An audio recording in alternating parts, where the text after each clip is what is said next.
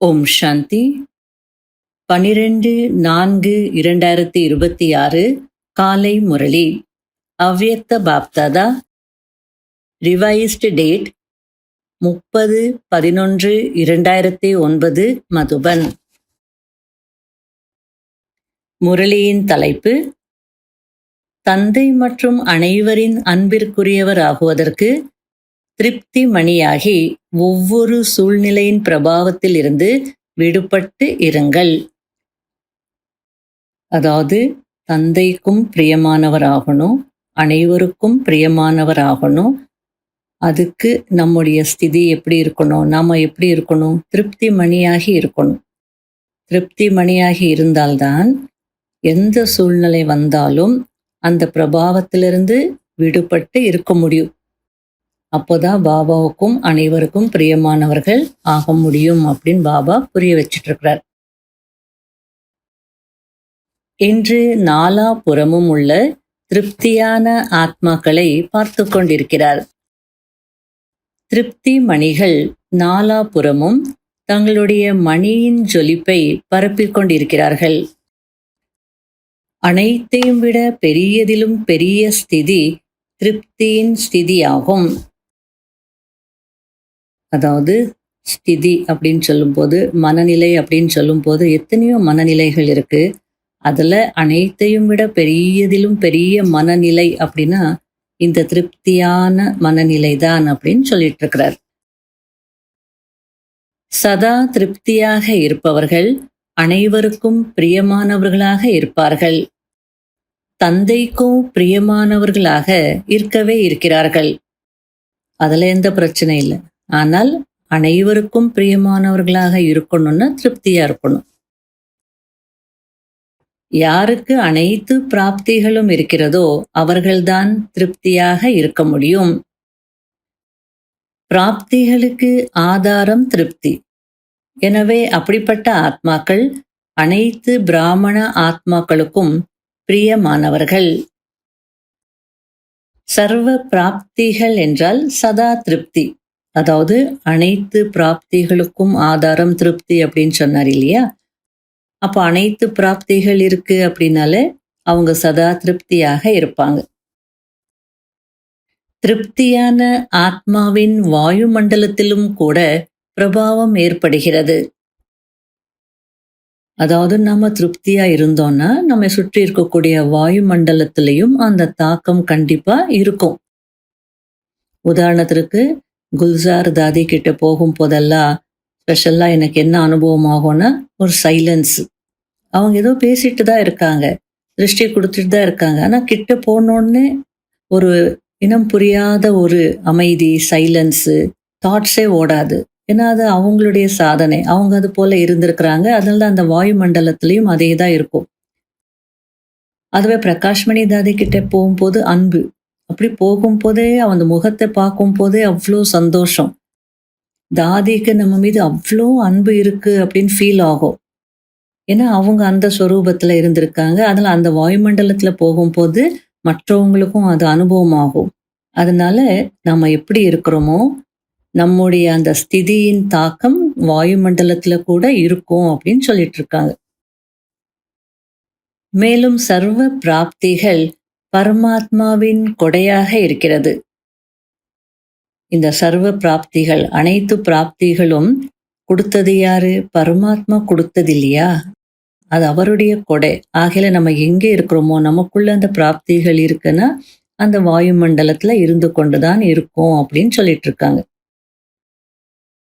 பரமாத்மா தந்தையின் மூலம் அனைத்து சக்திகள், அனைத்து குணங்கள், அனைத்து கஜானாக்களையும் அடைந்திருக்கும் ஆத்மா சதா திருப்தியாக இருப்பார்.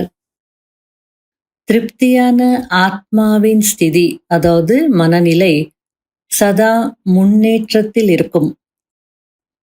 அதாவது எந்த ஆத்மா சதா திருப்தியாக இருப்பாங்களோ, திருப்தியான மனநிலை இருக்குமோ அவங்களுக்கு எப்பவுமே புரோகிரஸ் தான், முன்னேற்றம் தான்.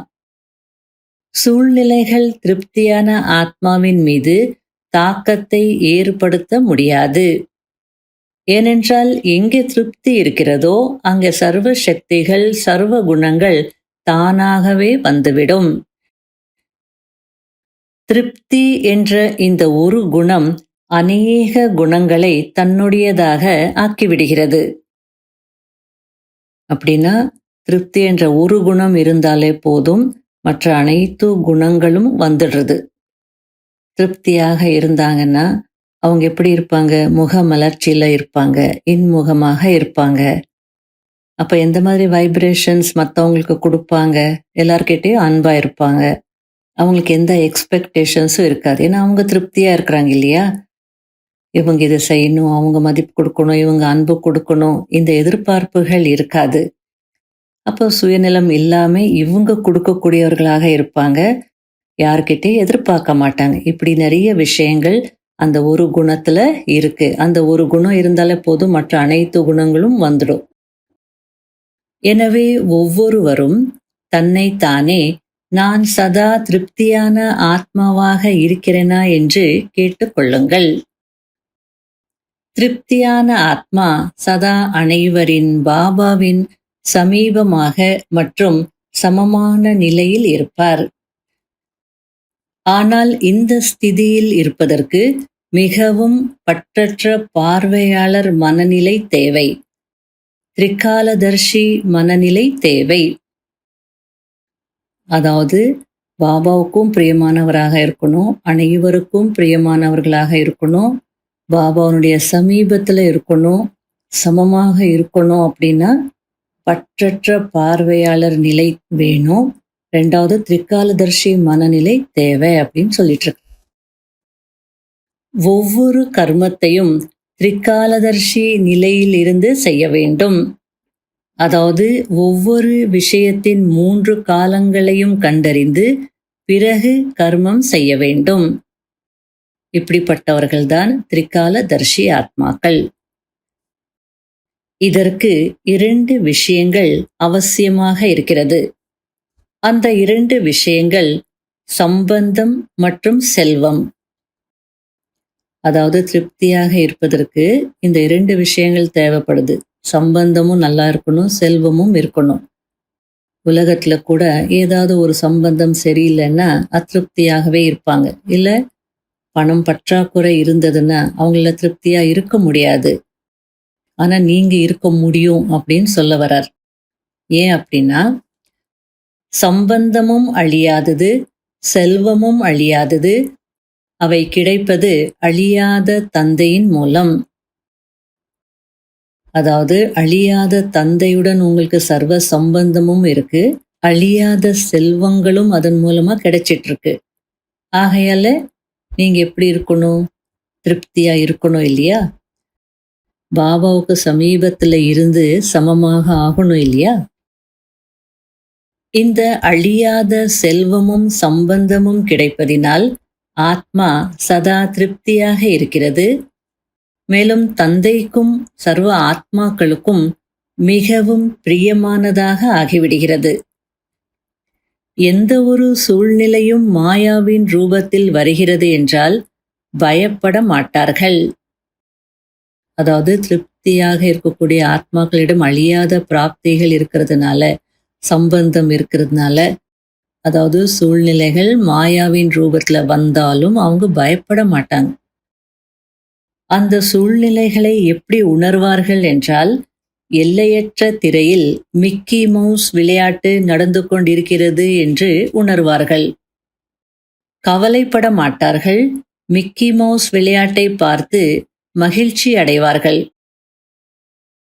கார்ட்டூன் ஷோ பார்த்தா எல்லாருக்கும் மகிழ்ச்சி தானே. குழந்தைகளுக்கு மட்டுமா மகிழ்ச்சி? பெரியவங்க கூட மகிழ்ச்சியா பார்ப்பாங்க. அதுபோல நிஜ வாழ்க்கையில வரக்கூடிய பிரச்சனைகளை அந்த திருப்தியாக இருக்கக்கூடிய ஆத்மாக்கள் எப்படி பார்ப்பாங்க அப்படின்னா, ஒரு கார்ட்டூன் ஷோ, ஒரு மிக்கி மவுஸ் ஷோ பார்க்குற மாதிரி பார்ப்பாங்க.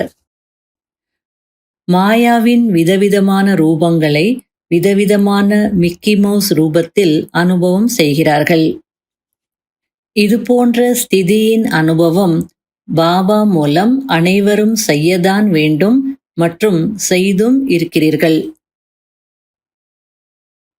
பயமற்றவராகி ஏகாகிர புத்தியுடையவராகி வெற்றி அடையக்கூடிய ஆத்மாக்கள் எந்த ஒரு சூழ்நிலையிலும் ஆடுவதில்லை என்பதை பாப் தாதா பார்க்கிறார்.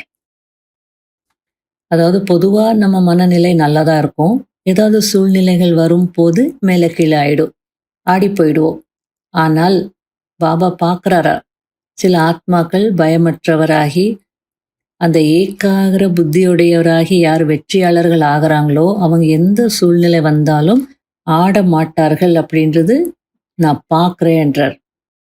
ஆகையால சிலர் அப்படி இருக்காங்க. ஆனா என்னுடைய ஆசை என்னன்னா ஒவ்வொரு குழந்தையும் இந்த நிலையை அடையணும் அப்படின்னு பாபா அவருடைய ஆசையை வெளிப்படுத்துறார். ஒவ்வொரு குழந்தைக்காகவும் சுப ஆசை இருக்கிறது. அதாவது ஒவ்வொரு குழந்தையும் சதா வெற்றியாளராகி தந்தைக்கு தன்னுடைய வெற்றி சொரூபத்தை காட்ட வேண்டும். எனவே ஒவ்வொருவரும் நான் யார் என்று தன்னை தானே கேட்டுக்கொள்ளுங்கள். நேரத்தின் அனுசாரம் இப்போது பிராமணர்களின் அகராதியிலிருந்து அவ்வப்போது என்ற வார்த்தையை நீக்கிவிடுங்கள் என்று பாப்தாதா இதற்கு முன்பும் கூறியிருக்கிறார். தந்தையிடமிருந்து சதா காலத்திற்கான ஆஸ்தி அடைய வேண்டும் என்னும் போது ஒவ்வொரு பிராப்தியும் சதா பிராப்தியாக வேண்டும்.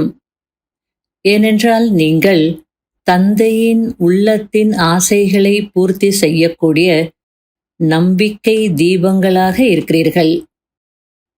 அப்படிப்பட்டவர்களின் சங்கல்பத்தில் கூட அவ்வப்போது என்ற சொல் வர முடியாது. ஏன்? அவர்கள் சதா தந்தையின் துணையிலும் துணைவராகவும் இருப்பார்கள். அதாவது பாபாவுடைய ஆசைகளை பூர்த்தி செய்யக்கூடிய அந்த நம்பிக்கை தீபங்களாக இருக்கக்கூடிய அவங்களுடைய டிக்ஷனரியில சங்கல்பத்துல கூட அவ்வப்போதுன்ற வார்த்தை வர முடியாது. ஏன் அப்படின்னா அவங்க பாபாவினுடைய துணையிலேயே இருப்பாங்க, பாபா கூடவே இருப்பாங்க, பாபாவின் துணைவராகவும் இருப்பாங்க, பாபாவுடைய கம்பெனில இருப்பாங்க, கம்பேனியனாக இருப்பாங்க. ஆகையால அவ்வப்போதுன்ற வார்த்தை வர்றதுக்கு வாய்ப்பில்லை. கூடவே இருப்பவர்கள் மற்றும் துணைவராகி உலக மாற்றத்தின் காரியம் செய்பவர்கள். ஆக சொல்லுங்கள், இந்த சதா காலத்திற்கான வரதானத்தை தந்தையிடமிருந்து அடைந்திருக்கிறீர்கள் தானே? பிறவி எடுத்ததுமே பாப் தாதா ஒவ்வொரு குழந்தைக்கும் இந்த வரதானத்தை தான் கொடுக்கிறார்.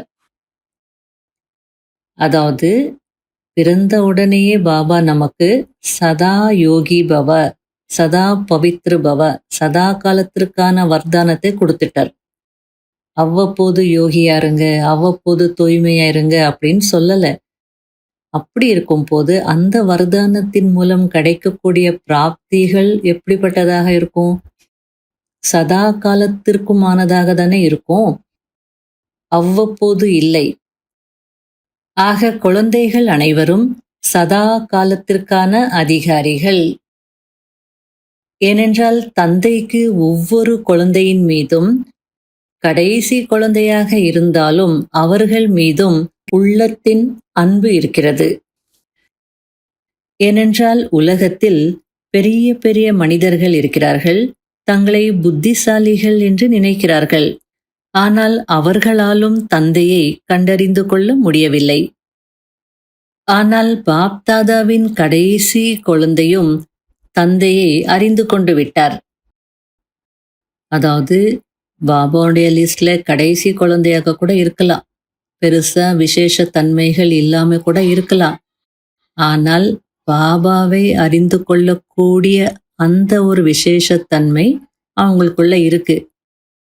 அவங்க ரொம்ப பெரிய ஆளுங்களா இருக்க மாட்டாங்க, அல்லது ரொம்ப புத்திசாலியாக இருக்க மாட்டாங்க. ஆனாலும் பாபாவை புரிஞ்சுக்கிட்டாங்க.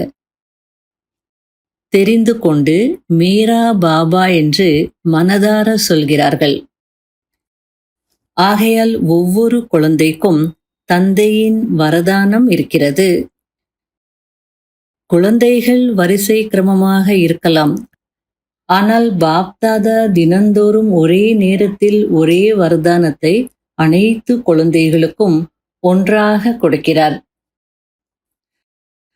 பாப்தாதாவின் குழந்தைகள் ஒவ்வொருவரும் வரிசை கிரமமாக இருக்கலாம்.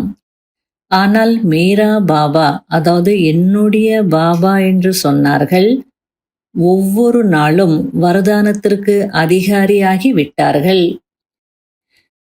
ஒவ்வொரு குழந்தைக்கும் எங்கு இருந்தாலும், இந்தியாவில் இருந்தாலும் வெளிநாட்டில் இருந்தாலும், அனைவருக்கும் பாப்தாதாவிடமிருந்து ஒரே வரதானம்தான் கிடைக்கிறது. மேலும் வரதானத்தை அடைந்து மகிழ்ச்சி அடையவும் செய்கிறார்கள். ஆனால் 2 விதமான குழந்தைகள் இருக்கிறார்கள். ஒரு விதமான குழந்தைகள் வரதானத்தை பார்த்து அவசியம் குஷி அடைகிறார்கள். ஆனால் எந்த குழந்தைகள் வரதானத்தை பார்த்து இது என்னுடைய வரதானம் என்று குஷி மட்டும் அடையாமல், வர்ணனை மட்டும் செய்யாமல், அந்த வரதானத்தை பலனளிக்கக்கூடியதாக ஆக்குகிறார்களோ அவர்கள்தான் முன்னாள் நம்பர் பெறுகிறார்கள். அதாவது 2 விதமான குழந்தைகள் அப்படின்னு சொன்னார் இல்லையா? அதுல ஒரு விதமான குழந்தைகள் யார் அப்படின்னா, ஆஹா எனக்கு இந்த வரதானம் கிடைச்சிருக்கு, என்னுடைய வரதானம் பாருங்களேன் அப்படின்னு ரொம்ப சந்தோஷப்படுவாங்க, எல்லாருக்கும் சொல்லுவாங்க. ஆனா 2வது ரகமான குழந்தைகள் யார் அப்படின்னா, அவங்களும் சந்தோஷப்படுவாங்க, வர்ணனை செய்வாங்க. ஆனா சந்தோஷம் மட்டும் படாமல், வர்ணனை மட்டும் செய்யாமல் அடுத்த ஒரு ஸ்டெப் அவங்க செய்வாங்க. அது என்ன? அந்த வரதானத்தை பலனளிக்கக்கூடியதாக ஆக்குறாங்க. தன்னுடைய வாழ்க்கையில கடைபிடிச்சு தனக்கும் நன்மை செய்யக்கூடியதாக, மற்றவர்களுக்கும் நன்மை செய்யக்கூடியதாக ஆக்குவாங்க. அவங்க தான் முன்னாள் நம்பர் பெறுவாங்க அப்படின்னு புரிய வச்சிட்டு இருக்கிறார். வரதானத்தின் மூலம் லாபத்தை அடைந்து அந்த வரதானத்தினுடைய பலனை எடுக்கிறார்கள். அதாவது வரதானம் கிடைச்சிருக்குன்னா விதை கிடைச்ச மாதிரி தான். ஆஹா எனக்கு விதை கிடைச்சிருக்கு, விதை கிடைச்சிருக்குன்னா அது ஒரு குஷி தான். ஆனால் இந்த 2வது ரக குழந்தைகள் என்ன பண்றாங்கன்னா, அந்த விதையை பலனளிக்கக்கூடியதாக ஆக்குறாங்க. அதை எப்படின்னு பாபா சொல்லிட்டு இருக்கிறார். விதை இருக்கிறது, ஆனால் விதையை பலன் கொடுக்கக்கூடியதாக ஆக்கவில்லை, பலனை வெளிப்படுத்தவில்லை என்றால் வெறும் குஷி ஏற்படுகிறது, அவ்வளோதான். வரதானத்தில் இருந்து பலனை வெளியெடுப்பதற்கு, அதாவது ஒரு விதை இருக்குன்னா அந்த விதையினுடைய பலனை நம்ம அடையணும். அந்த விதையிலிருந்து என்னென்ன பழங்கள் கிடைக்குதோ அதெல்லாம் நம்ம அடையணும் அப்படின்னா அதுக்கு என்ன செய்யணும்? அதன் பலனை வெளியெடுப்பதற்கு நீரும் வெப்பமும் தேவை. அப்போதுதான் பலன் வெளிப்படும். எனவே இங்கேயும் கூட ஒவ்வொரு குழந்தையும் வரதானத்தின் பலனை வெளிப்படுத்த வேண்டுமென்றால், அதாவது அதன் மூலம் மரத்தின் விஸ்தாரம் ஏற்பட வேண்டுமென்றால், அதாவது அந்த விதை என்ற வரதானம் வளர்ந்து விஸ்தாரமாக மரம் போல் ஆகி பலன் கொடுக்கணும்னா, தன்னுடைய மனதில் வரதானத்தின் பலன் மூலம் வளர்ச்சி ஏற்பட்டு கொண்டே இருக்க வேண்டுமென்றால், இங்கேயும் பாபா வரதானத்தின் பலனை வெளிக்கொண்டு வருவதற்கு அடிக்கடி வரதானத்தை நினைவில் கொண்டு வாருங்கள் என்று கூறுகிறார். நினைவு சொரூபத்தின் நிலையில் நிலைத்திருங்கள். அதாவது அடிக்கடி நினைப்பது மட்டுமில்லை, ஆனால் அந்த நினைவில் ஆழமாக இருப்பது. இதற்குதான் தண்ணீர் விடுவது என்று அர்த்தம். மேலும் அந்த சொரூபத்தில் நிலைத்து விடுவதுதான் வெப்பம் கொடுப்பதாகும். எவ்வளவு அழகா சொல்லிட்டு இருக்கிறார். வரதானம் என்ற விதை நான் கொடுத்துட்டேன், அதுல இருந்து நீங்க பலனை வெளிக்கொண்டு வரணும்னா அதுக்கு நீரும் வெப்பமும் தேவை. எந்த நீரு, எந்த வெப்பம்? அடிக்கடி நினைவில் கொண்டு வர்றீங்கன்னா அது நீர். ஆனா அதனுடைய சொரூபத்திலேயே நிலைத்து விடுறீங்க அப்படின்னா அதுதான் வெப்பம். எனவே இந்த விதை பலனளிக்கக்கூடியதாக ஆகுவதினால் தனக்குள்ளும் நிறைய சக்தி நிரம்புகிறது. மேலும் மற்றவர்களுக்கும் அந்த பலன் மூலம் சக்தியின் அனுபவத்தை செய்விக்க முடியும். பாப்தாதா இப்போது என்ன விரும்புகிறார்? ஏனென்றால் பாப் தாதா கொஞ்சம் காலமாகவே சமயத்தின் எச்சரிக்கை கொடுத்து கொண்டிருக்கிறார். ஒவ்வொரு குழந்தையின் படிப்பின் ரிசல்ட்டுக்கான சமயம் திடீரென்று வரப்போகிறது. அதற்காக சதா எவர் ரெடியாக இருக்க வேண்டும். அதாவது படிச்சிட்டு இருக்கிறோம், ஆனால் இந்த படிப்பினுடைய ரிசல்ட் எக்ஸாம் எப்போ வரும், அதில் பாஸ் ஆகுறோமா ஃபெயில் ஆகுறோமோன்ற ரிசல்ட் திடீர்னு தான் வரும். உலகத்தில் இருக்கிற மாதிரி இந்த தேதியில தான் எக்ஸாம், இந்த தேதியில தான் ரிசல்ட் அப்படியெல்லாம் வராது அப்படின்னு நான் ஏற்கனவே எச்சரிக்கை கொடுத்துருக்கிறேன் அப்படின்றார். அதன் கூடவே பாப்தாதா இந்த சமிகையும் கொடுத்து கொண்டிருக்கிறார். இப்போது இது பறக்கும் கலையின் தீவிர முயற்சிக்கான நேரமாகும்.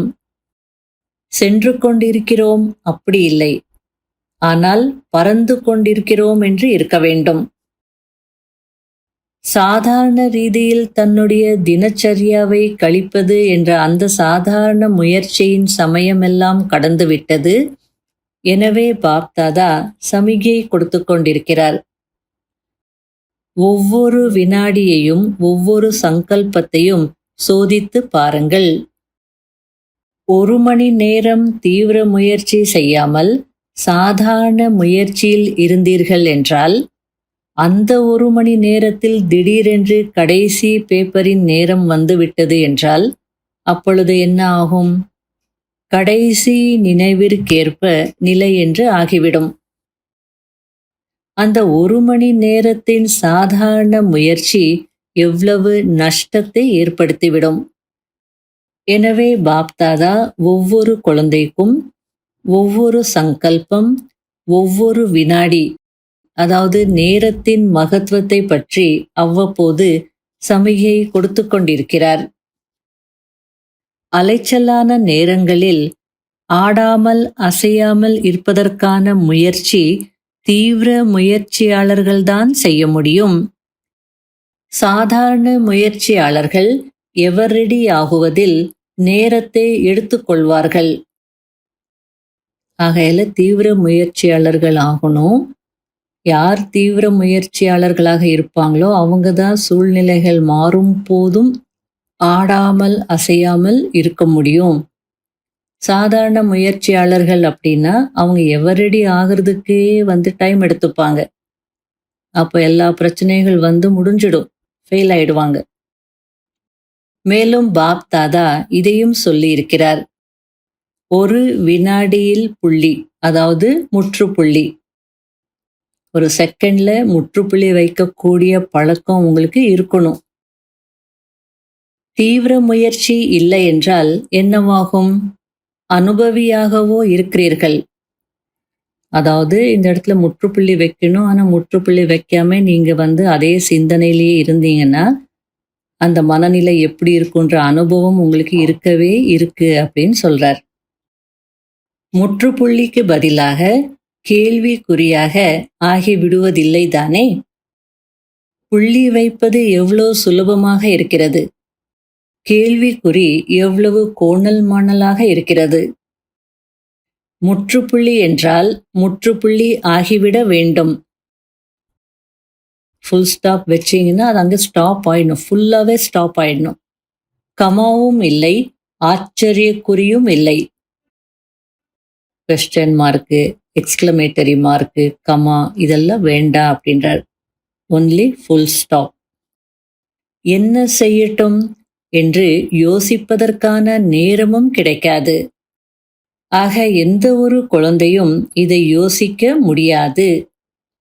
இவ்வளவு வேகமான முயற்சி செய்வதுதான் பேப்பரில் பாஸ் ஆகுவதாகும்.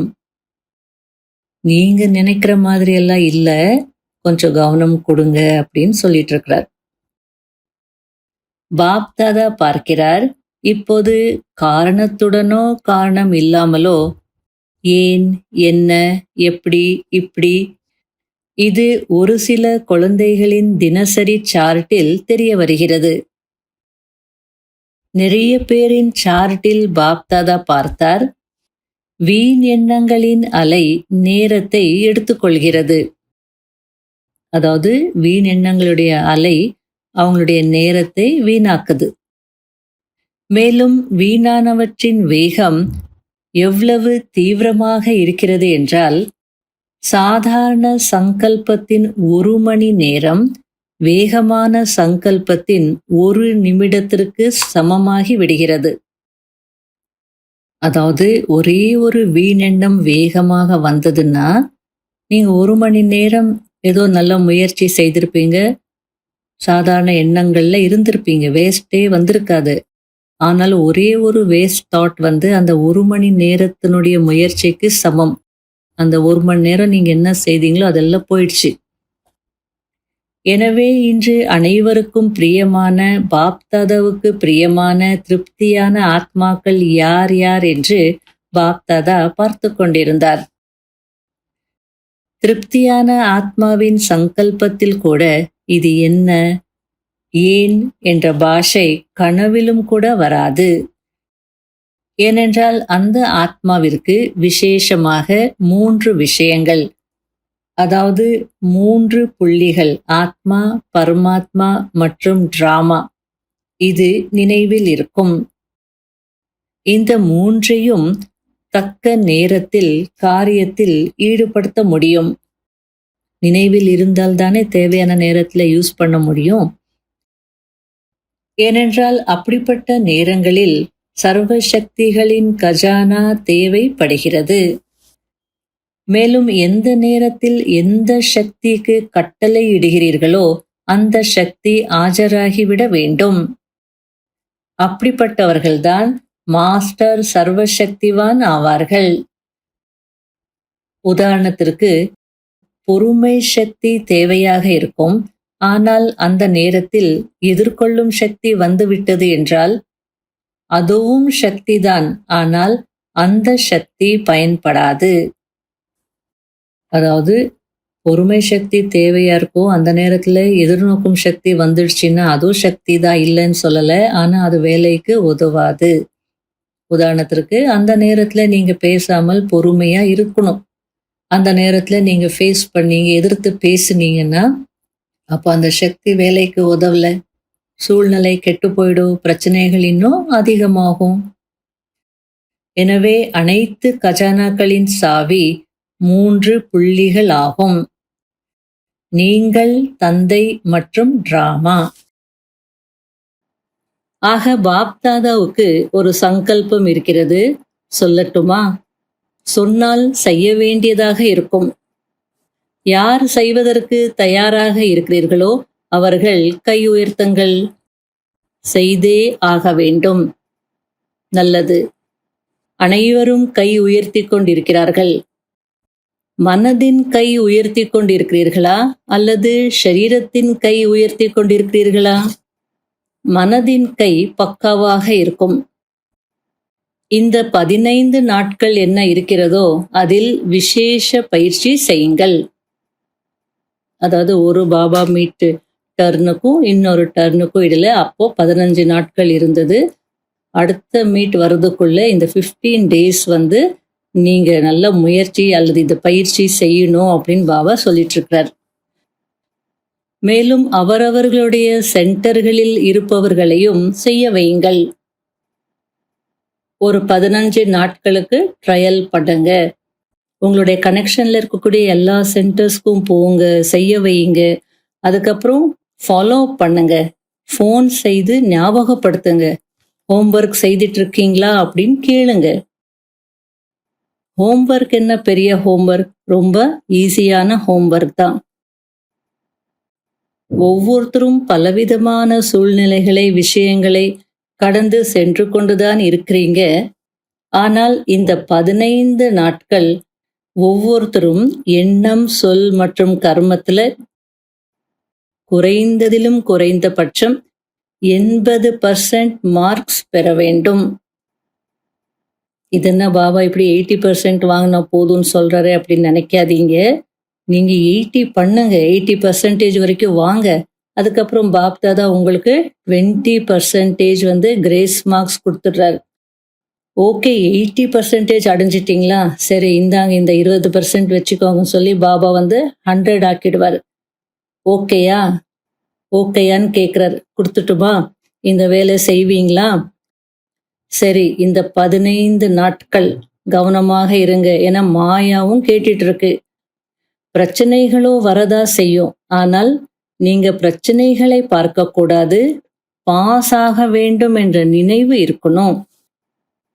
15 நாட்கள் என்பது ஒரு பெரிய விஷயம் இல்லை.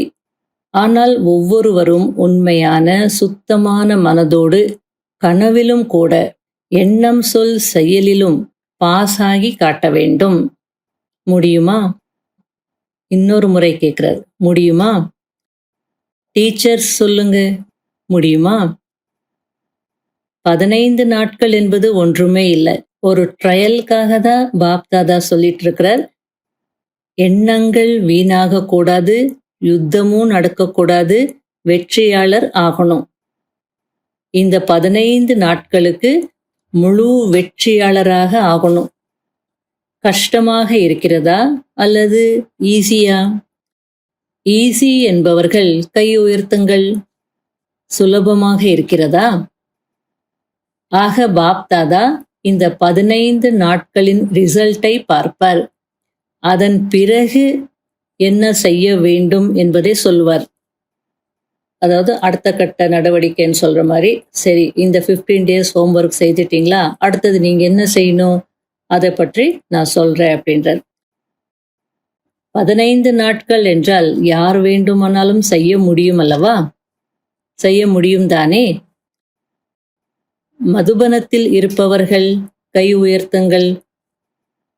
அவங்க எல்லாம் முன்னாடி உட்கார்ந்துருக்காங்க. மிகவும் நல்லது. ஃபாரினர்ஸும் இந்தியர்களும் எல்லாருமே செய்தே ஆகணும் அப்படின்றார். கிராமத்தில் இருந்தாலும் சரி, பெரிய நகரங்களில் இருந்தாலும் சரி, 15 நாட்களுக்கான ரெக்கார்டு வைக்கணும், பதிவேடு வைக்கணும் அப்படின்றார். ஏன், என்ன என்ற கேள்விகள் எழக்கூடாது. என்ன செய்ய, விஷயமே அப்படி இருந்தது என்று சொல்லக்கூடாது. 80% எடுக்கணும். 80% மார்க்ஸ் நீங்க எடுக்கணும். உங்களுக்காக பாபா சலுகை கொடுத்திருக்கிறார். 80 அடையுங்க போதும், 80 மார்க்ஸ் வாங்கிக்கோங்க போதும், மீதி 20 பத்தி யோசிக்காதீங்க. அந்த 20 விடுறார் நமக்காக. ஏனென்றால் பாப் தாதா பார்க்கிறார், சில இடங்களில் போக போக மாயா கவனக்குறைவு மற்றும் சோம்பேறித்தனத்தை கொண்டு வந்து விடுகிறது. ஆரம்பத்துல நல்லதா செய்வாங்க, முயற்சி, ஹோம்ஒர்க் எல்லாமே. ஆனால் போக போக அது குறைஞ்சிட்டே போகும். ஏன்னா மாயா கவனக்குறைவு, அந்த சோம்பேறித்தனத்தை கொண்டு வந்துடுறது. அந்த சோம்பேறித்தனம் கூட சாதாரண சோம்பேறித்தனம் இல்லை, ராயல் சோம்பேறித்தனம். இது இப்படி இருந்தது இல்லையா, அது அப்படி இருந்தது இல்லையா, ஆகையால இப்படி நடந்துடுச்சு அப்படின்னு சொல்லுவாங்க. அதனால்தான் செய்ய முடியல அப்படின்னு சொல்லுவாங்க, ஜஸ்டிஃபை பண்ணுவாங்க. இதுதான் ராயல் சோம்பேறித்தனம். இந்த ராயல் சோம்பேறித்தனம் மற்றும் கவனக்குறைவு தீவிர முயற்சியில் குறைவை ஏற்படுத்துகிறது. அதாவது நீங்க தீவிர முயற்சி செய்யணும்னு நினைச்சீங்க, ஆனா போக போக செய்ய முடியல, அந்த ஸ்பீடு குறைஞ்சிடுறது. அதுக்கு காரணம் இந்த கவனக்குறைவு மற்றும் ராயல் சோம்பேறித்தனம் அந்த மாதிரி செய்திடுறது. ஏனென்றால் இப்போது பாப் தாதா யாரெல்லாம் மாணவர்கள் இருக்கிறார்களோ ஒவ்வொரு மாணவருக்கும் இப்போது முதலில் இந்த 15 நாட்களுக்கான ஒத்திகை செய்வித்து கொஞ்ச காலத்திற்கு இது போலவே பயிற்சி செய்விக்க விரும்புகிறார்.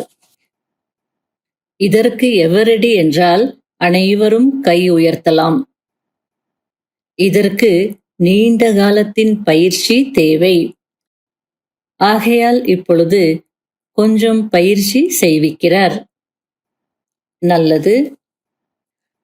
நாலாபுறங்களிலும் உள்ள பாப் தாதாவின் ஆசைகளை நிறைவேற்றக்கூடிய நம்பிக்கை தீபங்கள், ஏன் என்ன என்ற பாஷையிலிருந்து விலகி இருக்கக்கூடிய, சதா ஒரே சீரான நிலையில் இருக்கக்கூடிய, சதா ஒரு பாபாவை தவிர வேறு யாரும் இல்லை, பாப் தாதாவிடம் விசேஷமாக வாழ்க்கையின் 3 சம்பந்தங்களையும் அனுபவம் செய்யக்கூடிய, அதாவது தந்தை, ஆசிரியர், சத்குருவாக அனுபவம் செய்யக்கூடிய, தந்தையிடமிருந்து ஆஸ்தி, ஆசிரியரிடமிருந்து படிப்பின் ஆஸ்தி மற்றும் சத்குருவிடமிருந்து வர்தானங்களின் ஆஸ்தி பெறக்கூடிய பல கோடி மடங்கு பாக்கியசாலியான ஒவ்வொரு குழந்தைக்கும் பாப் தாதாவின் அன்பு நினைவுகள் மற்றும் நமஸ்காரம். வரதானம்: தந்தையின் கை மற்றும் துணையின் நினைவின் மூலம் கடினமானதை சகஜமாக்கக்கூடிய கவலையற்றவர், யோசனையற்றவர் ஆகுங்கள். எப்படி யாராவது பெரியவர்களின் கையில் கை இருந்தது என்றால் கவலையற்றவர்களாக, யோசனையற்றவர்களாக இருப்பார்கள். அதாவது எந்த ஒரு காரியமாக இருந்தாலும் நமக்கு பெரியவர்களுடைய சப்போர்ட் இருக்கு, அவங்களுடைய உதவி இருக்குன்னு நினைக்கும் போது நமக்கு கவலை இருக்காது. இந்த காரியம் நல்லா செய்ய முடியும் அப்படின்னு இருக்கும், எந்த யோசனையும் இருக்காது. அதேபோல் ஒவ்வொரு கர்மத்திலும் பாப் தாதா என்னோடு கூடவே இருக்கிறார். மேலும் என்னுடைய இந்த அலௌகீக வாழ்க்கையின் கை அவருடைய கையில் இருக்கிறது. அதாவது என்னுடைய வாழ்க்கை அவரிடம் ஒப்படைக்கப்பட்டிருக்கிறது என்பதை புரிந்து கொள்ள வேண்டும். அதாவது வாழ்க்கை அவரிடம் ஒப்படைக்கப்பட்டிருக்கிறது என்றால் பொறுப்பும் அவருடையதாகி விடுகிறது. அனைத்து சுமைகளையும் தந்தை மீது வைத்துவிட்டு தன்னை லேசாக்கிக் கொள்ளுங்கள். சுமையை இறக்குவது அல்லது கடினமான விஷயத்தை சகஜமாக்குவதற்கான சாதனம் இதுதான், தந்தையின் கை மற்றும் துணை. ஸ்லோகன்: முயற்சியில் உண்மை இருந்தது என்றால் பாப் தாதாவின் எக்ஸ்ட்ரா உதவியை அனுபவம் செய்வீர்கள். அவ்யக்த சமிகை: யாராவது உங்களோடு மோதுகிறார்கள் என்றால் நீங்கள் அவருக்கு உங்களுடைய அன்பு என்ற தண்ணீர் கொடுங்கள். நீங்கள் உங்களுடைய இனிமைத்தன்மை மற்றும் பணிவுத்தன்மையின் குணத்தை விட்டுவிடாதீர்கள். பணிவுத்தன்மை என்ற ஆடை அணிந்து அமர்ந்திருங்கள். இந்த பணிவுதான் கவசம், பாதுகாப்பிற்கான சாதனம். சம்ஸ்கார சந்திப்பின் நடனம் ஆடுவதற்கு அனைத்தையும் விட சகஜமான விதி சுயம் பணிவு மற்றும் இனிமை தன்மையில் நிரம்பியவராகி விடுங்கள். மற்றவர்களுக்கு உயர்ந்த சீட்டை கொடுத்து விடுங்கள். ஓம் சாந்தி.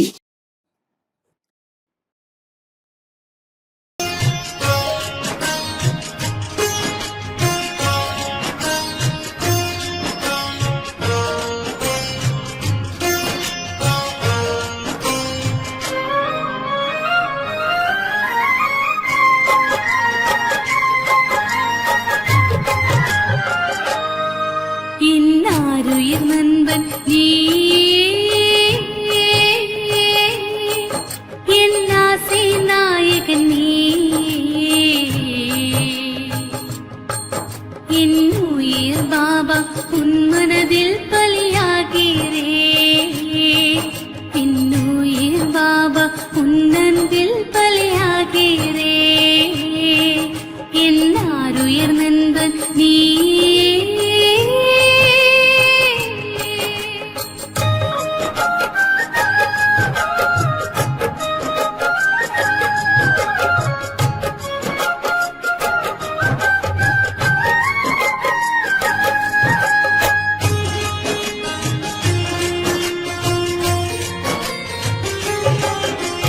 தூரதேசம் இருந்து வந்து முரளி சொன்னாய் பாபா,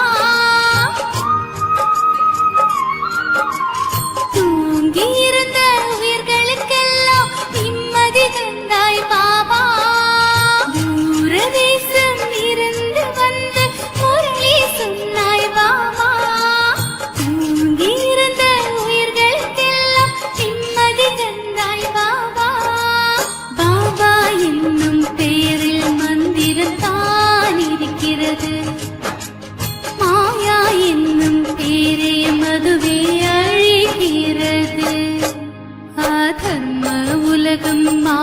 வரட்டுமே, புது ஸ்வர்க்க உலகம் தொடங்கட்டுமே. என் உயிர் பாபா உன் மனதில் பலியாகிறே, என் உயிர் பாபா உன் அன்பில் பலி